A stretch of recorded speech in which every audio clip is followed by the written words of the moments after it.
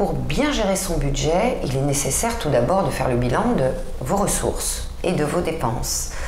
Ensuite, il va falloir reclasser vos dépenses car elles n'ont pas toutes le même degré d'obligation et de récurrence.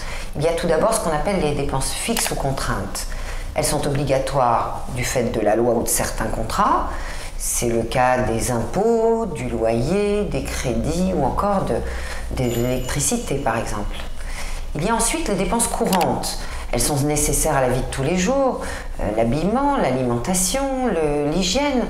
On peut parfois les réduire un peu. Ensuite, et pour finir, les dépenses occasionnelles. Elles sont par nature de montants variables. Il s'agit des dépenses liées aux loisirs, aux vacances, à l'équipement.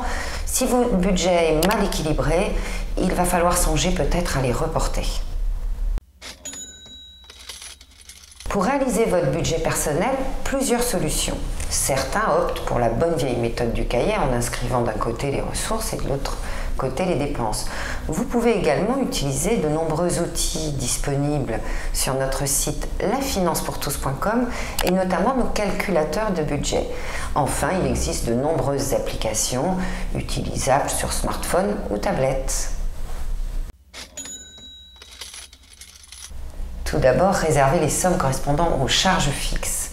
Ensuite, planifiez autant que possible les dépenses occasionnelles en mettant un peu d'argent de côté. Troisièmement, contrôlez votre compte bancaire. Il faut vérifier votre relevé de compte au moins une fois par mois. Ça peut permettre de se rendre compte qu'il y a une erreur de la banque. Quatrièmement, dépensez mieux. Profitez des soldes, des promotions, des achats sur Internet, des vides-greniers, etc. Enfin, si vous le pouvez, mettez un peu d'épargne dans votre budget. C'est la fameuse poire pour la soif qui vous servira en cas de coup dur.